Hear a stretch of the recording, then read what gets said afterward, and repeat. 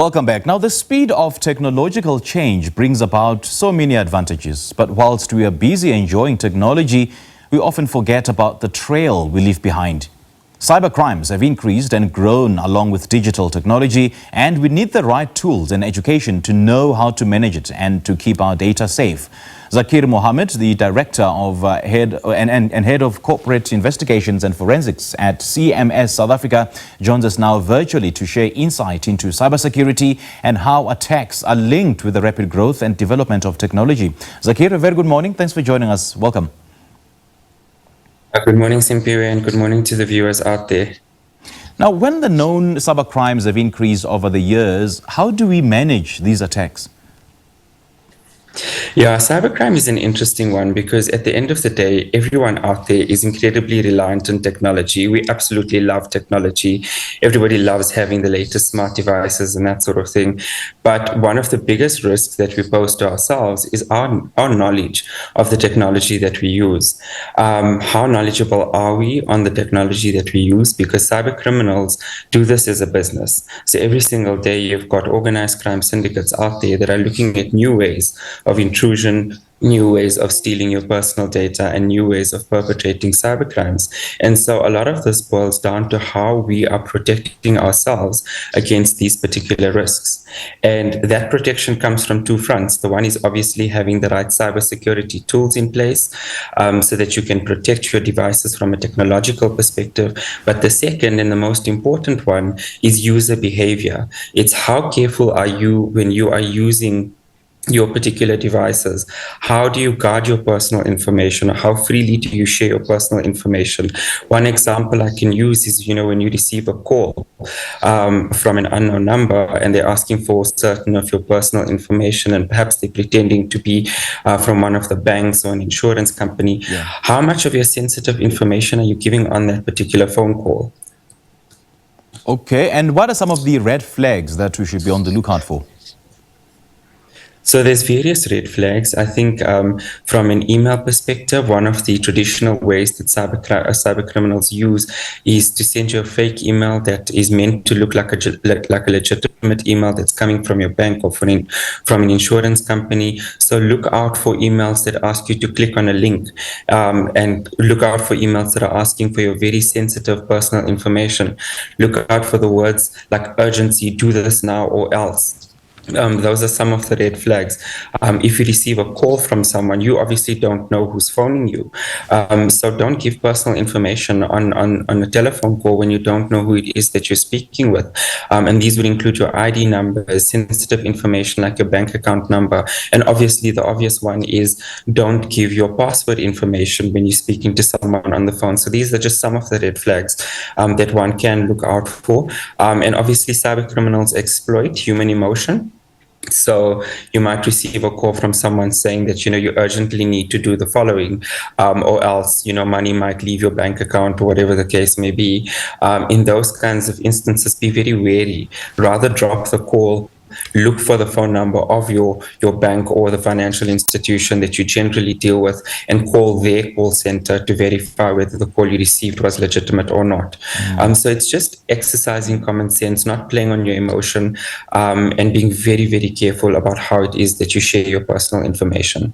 And especially those emails, ostensibly from a rich prince in Dubai, saying that he's left $50 million in my account. So I need to click on this link and then send him or her my personal account details. And we understand that these crimes, Zaakir, increase due to the rapid growth and development of technology. How so?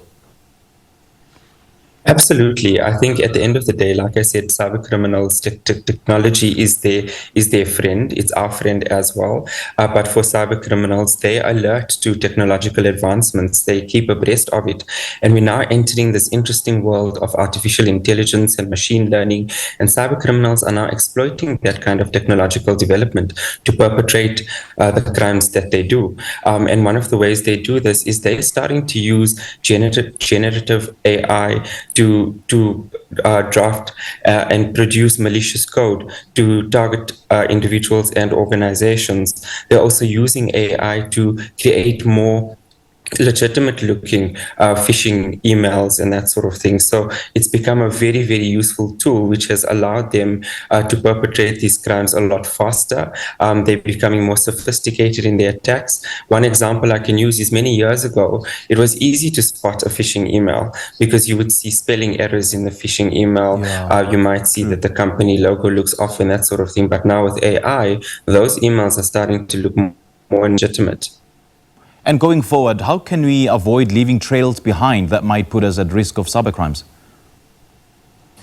I think consciously be wary of everything that you're doing. Don't be flippant when you're using technology. A simple example that I always tell everybody is when you've got sensitive documents at home, for example, your utility bills and that sort of thing, don't just throw those documents away, shred them, because you actually have organized crime syndicates that pay people to go and what we term dumpster dive. So they go search for that kind of information. So be very careful about where you're leaving your personal information. Another bad habit a lot of people have is we require to have many, many passwords. A lot of people write those passwords down. Some of them keep it in their cell phone covers or in their wallets. Don't do things like that. Be very, very careful about where you're leaving your personal information and who you're sharing it with. And just speaking of banking apps, just how secure are these apps, especially if I've downloaded a particular app on my phone and I use my phone to tap or for any other transaction? Banking apps are generally quite safe. I think a lot of the banks have, spent and invested a lot of money in making sure that these particular applications are safe. But obviously, from your side, you need to make sure that you are downloading these apps from trusted sites like Apple Play and Google Play and that sort of thing. And then it's also how you use the apps. And so it's just being wary of making sure that you log into these apps from your device. So if you're using your smartphone and these apps are downloaded there, it should generally be fine as long as your smartphone has, the necessary cybersecurity tools and encryption in place. That should generally be safe.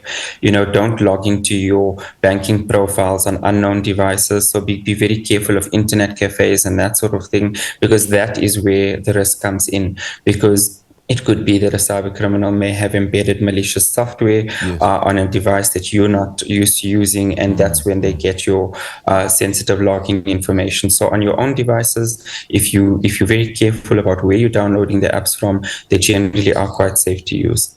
All right, Zaakir, great chatting to you. Thank you so much for sharing your insights with us.